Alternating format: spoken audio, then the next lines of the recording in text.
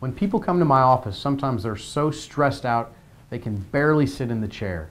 I've laughed with my clients, I've cried with my clients, I've experienced pretty much all the emotions that you can experience and that you are experiencing as you're going through this.